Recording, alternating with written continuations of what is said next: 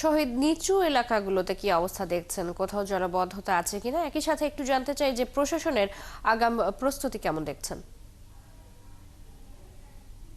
আপনাকে দেখুন, প্রতিবেদনটিতে যেমনটি আমরা দেখানোর চেষ্টা করছিলাম, গতকাল থেকে আসলে সুনামগঞ্জে নদীর পানি বাড়তে শুরু করেছিল।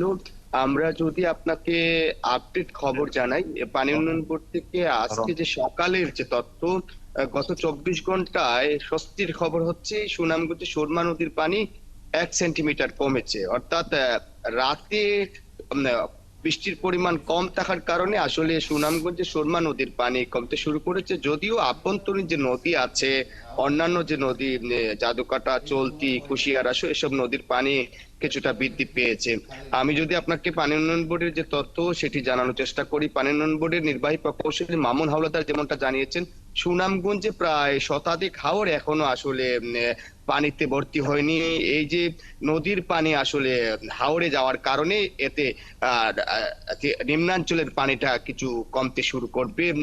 যদি বৃষ্টিপাত বাড়ে তাহলে হয়তো নদীর পানি বাড়বে বলে জানিয়েছেন পানি উন্নয়ন বোর্ডের প্রকৌশলী। যেমনটা আপনি জানাচ্ছিলেন যে নিম্নাঞ্চলে আসলে পানির চাপ সৃষ্টি হওয়ার কারণে এই নদী তীরবর্তী মানুষের মধ্যে একটি উদ্বেগ, উৎকণ্ঠা দেখা গিয়েছে। এবং আমরা যদি বলি, সুনামগঞ্জ শহরের কিছু কিছু জায়গাতে আসলে ড্রেনেজ ব্যবস্থা খারাপ থাকার কারণে এখানে বৃষ্টির পানি জমে আসলে জলাবদ্ধতার সৃষ্টি হয়েছে।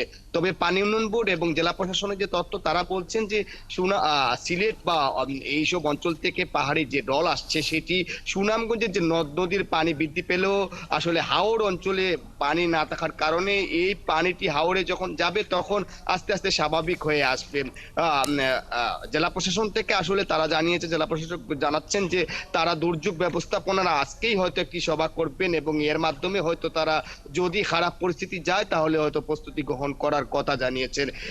আসলে সুনামগঞ্জে বৃষ্টিপাত এখন পর্যন্ত আসলে রাতে যেমনটা হয়েছে, যদি দিনে এটি অব্যাহত থাকে তাহলে নদীর পানি বৃদ্ধি পাবে এবং এটি যদিও হাওরের পানি কম থাকার কারণে এটি বন্যার ভয়াবহতা রূপ নিবে না বলে পানি উন্নয়ন বোর্ড জানিয়েছে।